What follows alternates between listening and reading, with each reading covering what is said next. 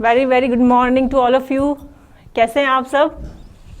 तो after long time हम लोग मिल रहे हैं, ठीक है। I hope you all are well. तो आज नया चैप्टर शुरू कर रहे हैं। एनसीईआरटी की किताब उठा के देखोगे, अगर देखोगे तो उसमें आपका चैप्टर नंबर 7, सेकेंड यूनिट का चैप्टर नंबर 7 है, जिसका नाम क्या है? स्ट्रक्चरल ऑर्गेनाइजेशन इन एनिमल्स। अब बोलोगे मैम इतना लंबा नाम है तो चैप्टर कितना टफ होगा। अरे रिलैक्स करो, सिंपल मैं बोलती हूँ। इस चैप्टर का सिंपल नाम है एनिमल टिश्यू। Animal tissue.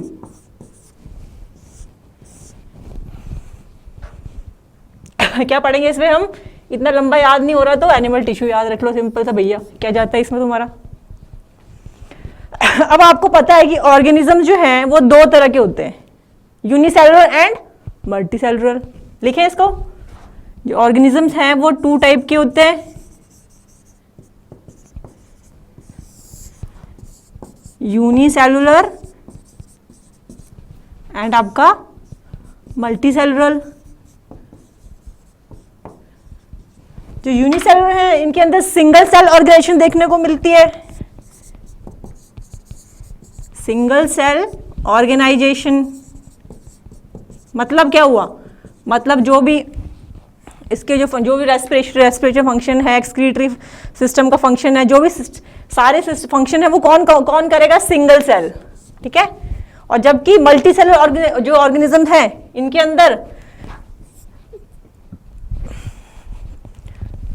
अंदर ऑर्गन सिस्टम ऑर्गेनाइजेशन देखने को मिलती है।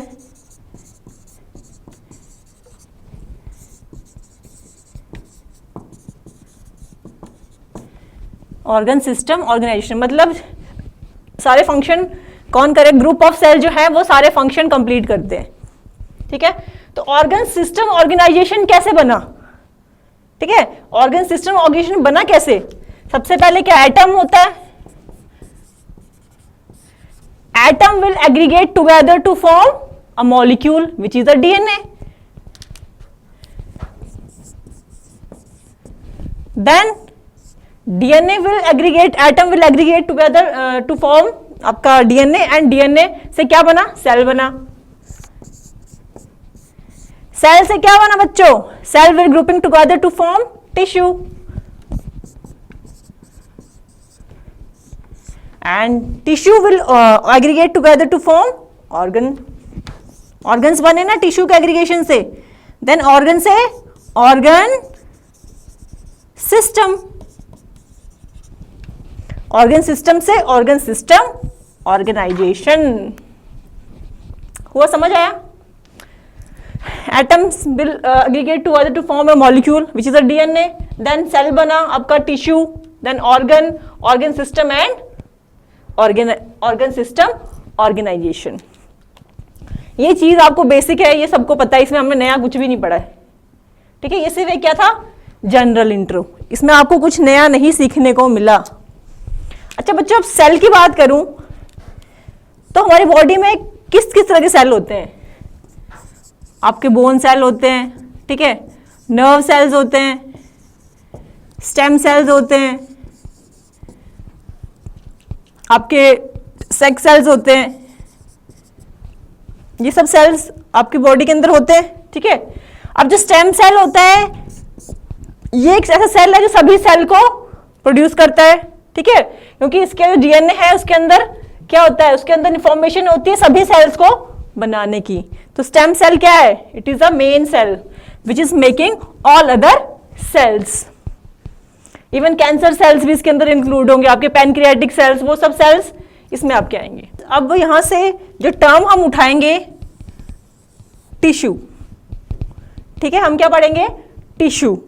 तो टिश्यू की जो डेफिनेशन है जो बचपन से हम लोग पढ़ते आ रहे हैं, मतलब मोस्टली हमने पढ़ी है, वो क्या? Tissue is a group of cell which is similar in और स्ट्रक्चर, फंक्शन एंड ओरिजिन, ठीक है। जो बेसिक डेफिनेशन है जो बचपन से पढ़ते आ रहे हैं, tissue is a group of cell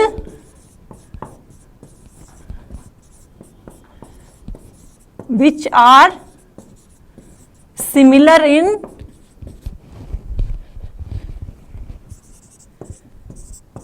structure, function and origin.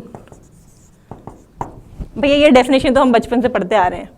अब इस दुनिया से थोड़ा बाहर निकलो, क्योंकि टिश्यू की डेफिनेशन, इसको मैं गलत नहीं बोल सकते हम लोग, लेकिन बट इससे भी जो एक्चुअल डेफिनेशन है वो कुछ और है। इसमें क्या बोल रहे हैं कि टिश्यू एक ग्रुप ऑफ सेल है जिसमें क्या है, जो सेल्स है उनका स्ट्रक्चर भी सेम है, फंक्शन भी सेम है, वो जिसे काम करता है उनका ओरिजिन भी सेम है। लेकिन अगर मैं कनेक्टिव टिश्यू प्रॉपर की बात करूं,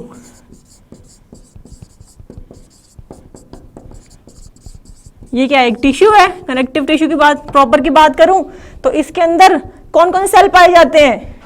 कनेक्टिव टिश्यू प्रॉपर के अंदर आपके फाइब्रोब्लास्ट पाए जाते हैं, ठीक है, आपके मास्ट सेल पाए जाते हैं, आपके प्लाज्मा सेल्स पाए जाते हैं।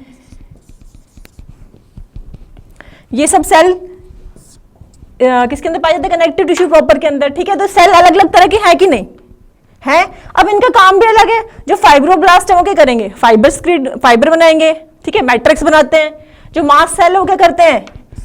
Mast cell will release histamine, 10 बार बता चुकी हूं आप लोगों को। देन प्लाज्मा सेल क्या करते हैं?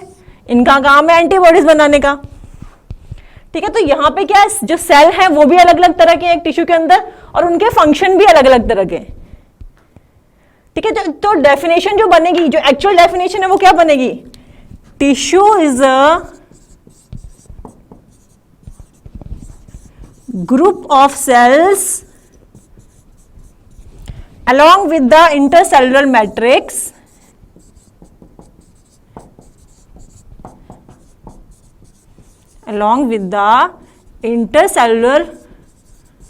matrix which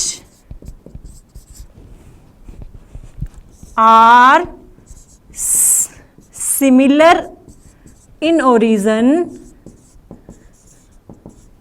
and collectively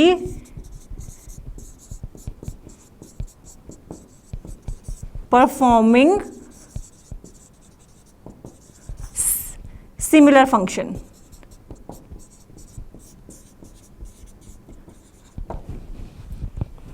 अब ध्यान से सुनो क्या लिख दिया मैंने आपको, आधे बच्चों को तो ऊपर से जा रहा होगा। देखो पहले मैंने क्या बोला कि टिश्यू का एक ग्रुप ऑफ सेल है जिसमें क्या है, जो सेल्स क्या जो हम पढ़ते आए बचपन, similar in structure, function and origin. लेकिन जो एक्चुअल डेफिनेशन है उसमें क्या है? Tissue is a group of cells along with the intercellular matrix। अब क्या बोल रहे हैं? इंटरसेलुलर मैट्रिक्स मतलब ये सेल्स पड़े हैं मान लो, ठीक है, किसी टिश्यू की बात कर रहे हो तो ये सेल है, तो ये क्या है? इंटरसेलुलर मैट्रिक्स हुई कि नहीं? तो ये होती है इंटरसेलुलर मैट्रिक्स। तो tissue is a group of cell along with the intercellular matrix, ठीक है, which are similar in origin। कोई भी टिश्यू है उसका ओरिजिन क्या होना चाहिए? ओरिजिन जो है वो सेम होगा। And collectively performing a similar function, मतलब जो टिश्यू है पूरा उसके अंदर जितने सेल्स हैं वो सब कलेक्टिवली, मतलब एक साथ एक ही काम कर रहे हैं। हो अलग अलग सेल का तो अलग अलग काम हो गया। जैसे कनेक्टिव टिश्यू प्रॉपर की बात की तो फाइब्रोब्लास्ट जो है फाइबर बना रहे हैं, मास्ट सेल हिस्टामिन रिलीज कर रहे हैं, ठीक है, प्लाज्मा सेल आपका एंटीबॉडीज बना रहे हैं। लेकिन ये सभी जो टिश्यू है उसका ओरिजिन क्या होगा? हमेशा उनका ओरिजिन जो है वो सेम होगा। मतलब कि ओरिजिन की बात कर रही हूं तो मतलब वो एक ही जर्म लेयर से उनका ओरिजिन होगा, चाहे एक्टोडर्म है, चाहे एंडोडर्म है, चाहे मीजोडर्म है, ठीक है, कोई भी जर्म लेयर है, जो कोई भी टिश्यू है उसका ओरिजिन एक ही जर्म लेयर से होगा। That means tissue is similar in origin and collectively performing a similar function. मतलब जो सेल्स हैं वो मतलब कलेक्टिवली मतलब एक साथ एक ही काम कर रहे हैं। तो ये है एक्चुअल डेफिनेशन किसकी? टिश्यू की, ठीक है बच्चों। लेकिन अगर मैं स्केलेटल मसल्स की बात करूं, अगर मैं स्केलेटल मसल की बात करूं तो उसके अंदर क्या है? जो भी फाइबर्स सेल है, फाइबर्स है वो क्या एक जैसे दिखते हैं, ठीक है, उनका काम भी एक जैसा है और उनका ओरिजिन भी एक जैसा है, ठीक है। जो मसल सेल हैं उनका क्या है? स्ट्रक्चर भी एक जैसा होता है, फंक्शन भी एक जैसा होता है और उनका ओरिजिन भी सेम है।